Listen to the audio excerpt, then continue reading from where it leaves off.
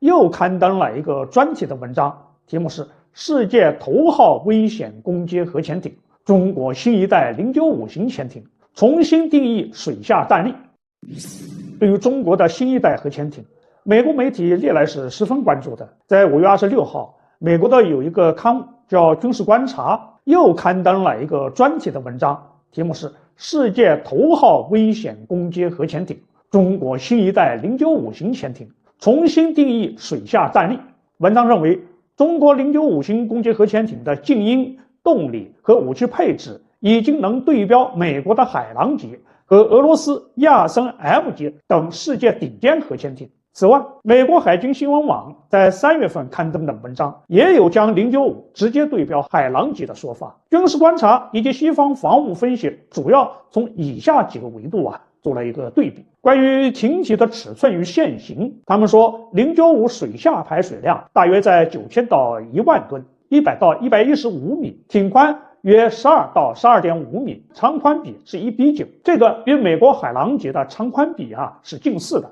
优于弗吉尼亚级偏细长的1:11.5，兼顾了高速性与稳定性。关于静音性能，他们推测采用了新一代一体化的压水反应堆、自然循环涡轮电力推进、泵喷推进器、浮筏隔震和消声瓦等等，一应俱全。每枚层静音性能大幅度提升，接近海洋背景的噪声。海洋背景噪声大概在95到100分贝左右。所以他们认为可以媲敌海狼级的极致静音水平，这个是美国媒体最在意的变化。要知道，海狼级核潜艇可是当今服役潜艇当中静音性能最先进的。美国退役的情报官克里斯·卡尔森评论说，095将是非常安静的潜艇，会使美国追踪变得极其复杂。关于武器与打击能力，说095预留了12到18单元的垂直发射系统，可以兼容长剑10巡航导弹、鹰击 18A 及鹰击19、鹰击20高超音速导弹，同时保留了533毫米的鱼雷管，